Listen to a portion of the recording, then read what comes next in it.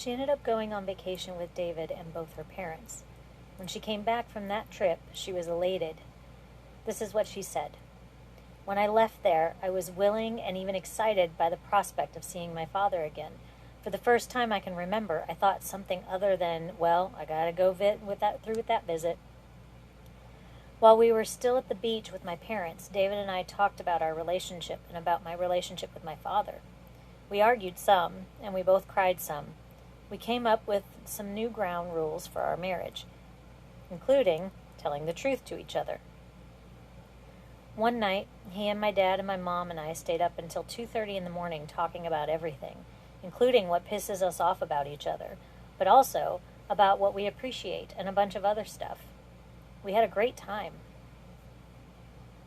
Admitting being upset, denying being angry. Generally, people are willing to admit that they feel upset, but not that they are angry. We remember, if you can't say anything nice about someone, don't say anything at all. Forget that. Do the reverse. And when expressing anger, it works better to overstate the case. Since we too often underplay anger, it is necessary to overplay it. Most of us don't know how to identify clearly what anger feels like inside our bodies. We attend to our many racing thoughts, focusing on the rightness or wrongness of the conversation we just had instead of tuning in to our experience in the moment. We ignore our racing heart and the flush of heat in our face, and the tension building in our shoulders, and the tightening of our stomachs. When we do acknowledge these feelings, we do so only at an abstract level that subsumes too much experience. We say we are upset about some general set of behaviors on someone else's part.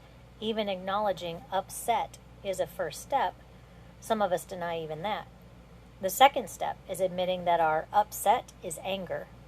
The third step is speaking resentments specifically and in contact with one's own body and the eyes of the other person. The third step is speaking resentments specifically and in contact with one's own body and the eyes of the other person. Other clues about denial of anger. Lots of behaviors indicate anger. If you gossip about someone to someone else, you are angry. You haven't completely expressed your resentment to that person you gossiped about. Another tip-off is breaking your word while trying not to. When you find yourself trying, struggling, striving without any results, look for whom you are trying to please. You are probably mad at them. Another clue is self-condemnation. Instead of condemning yourself and calling yourself a rotten, weak, or stupid person, ask yourself, who am I mad at? Don't let yourself off the hook with the rationalization. I'm just mad at myself. This is worthless. You postulate two people, I and myself, who are mad at each other. Put the two pieces back together and find someone else to be mad at. When you have a choice of being mad at someone else or mad at yourself, always pick someone else. Most people think self-condemnation is a virtue. It's not. Another hint of hidden anger is perfectionism. People who are proud of being perfectionists and for whom hardly anything is ever good enough are angry at someone. Love your neighbor as yourself doesn't mean to lie. It means to tell the petty, unreasonable, unjustifiable truth, good and loud and direct. Try treating other people as shitty as you treat yourself. At times, being honest about your anger is the only way you have of sharing who you are. Love is sharing what you have, even if you're having a fit. Telling the truth is loving your neighbor. Okay, I gotta read that again. Love your neighbor as yourself doesn't mean lie. It means to tell the petty, unreasonable, unjustifiable truth, good and loud and direct. Try treating other people as shitty as you treat yourself. At times, being honest about your anger is the only way you have of sharing who you are. Love is sharing what you have, even if you're having a fit. Telling the truth is loving your neighbor.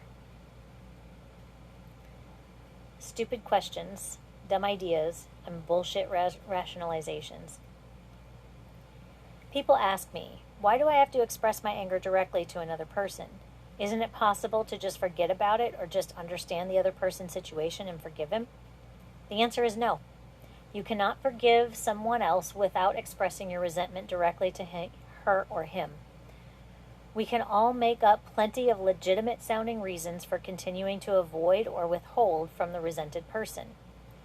There is no point in bringing it up again. It's over, and besides, I'm not angry anymore. Then why do you keep thinking about it? Why do you keep bringing it up? I believe in forgiveness. As if believing in forgiveness could make you forgive somebody when you haven't. She probably didn't mean what she said. She just had a really bad day. As if you could reason yourself out of the experience of being angry. I can't even remember what I was mad about. Meaning, I'd rather not remember so I don't have to feel uncomfortable. I think I do the same things that I accuse him of doing, so I can't really blame him.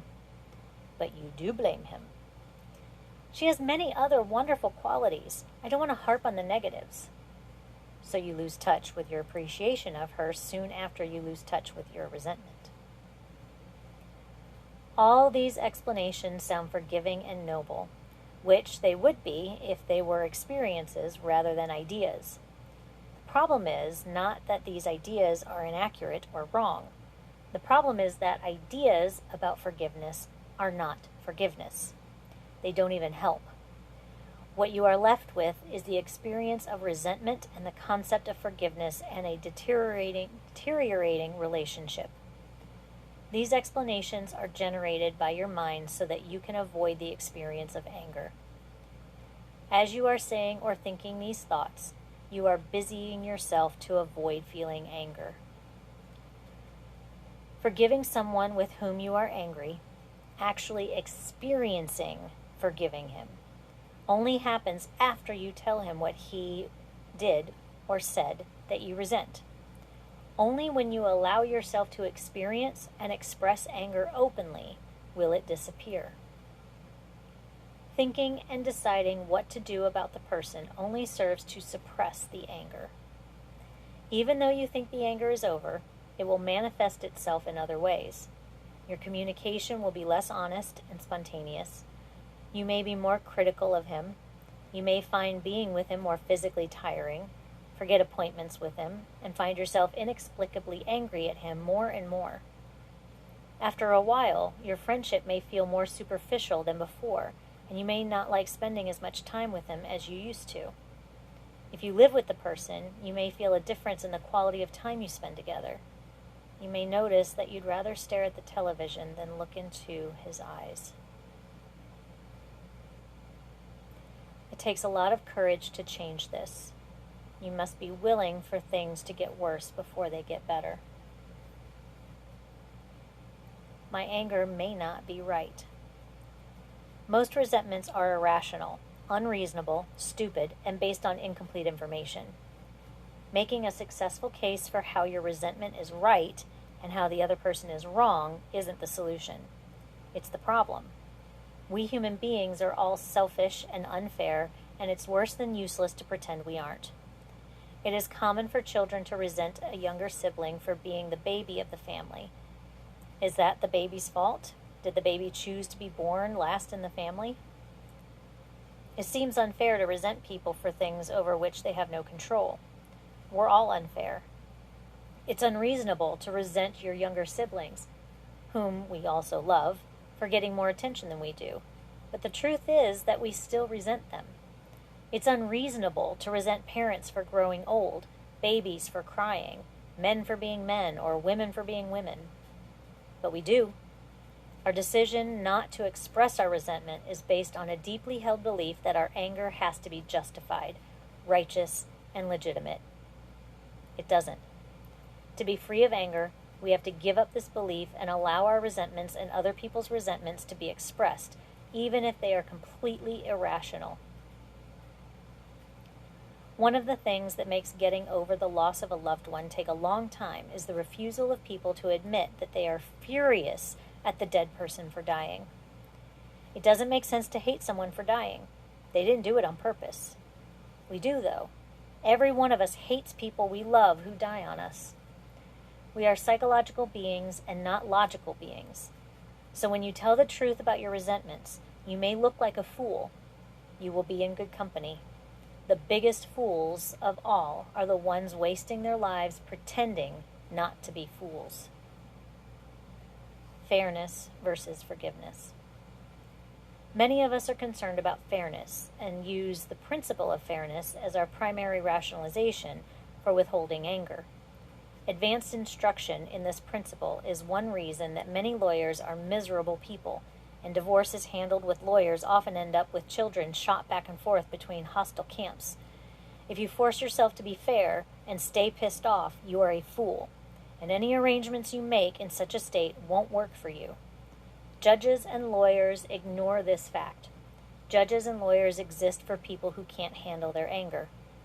A judge has to tell you what to do based on what he or she thinks is fair, whether you like it or not, because you haven't been able to work things out on your own. There is a better way to fight that turns out to be equitable, even though it may look uncivilized and unfair in the beginning. It might not seem fair to express what seems like intense resentment for petty reasons in the beginning, but the advantages become clear by the time the argument is over. Things turn out fairly when people get over being angry. The results of experimenting with this kind of interaction are very dramatic. The major benefit of expressing your anger completely to someone is that afterwards you can forgive him or her. The reason for forgiving your enemies is not for their benefit, but for your own benefit. Holding grudges against other people doesn't hurt them. It doesn't even bother them that much. In fact, it even pleases them if they are still mad at you. It is not in your enlightened self-interest to hold grudges, regardless of whether it bothers the person you hate or not. Unless you develop the capacity to do what it takes to forgive other people, you can't tell bullshit from reality. You can't forgive yourself, and you stay trapped in moral condemnation in your mind. Your body stays tied in knots and susceptible to illness, and you can be sure of a shitty life and lousy relationships with anyone else you pair up with, even if you leave the person you hate. The dangerous practical consequences. Rationalization. You might protest.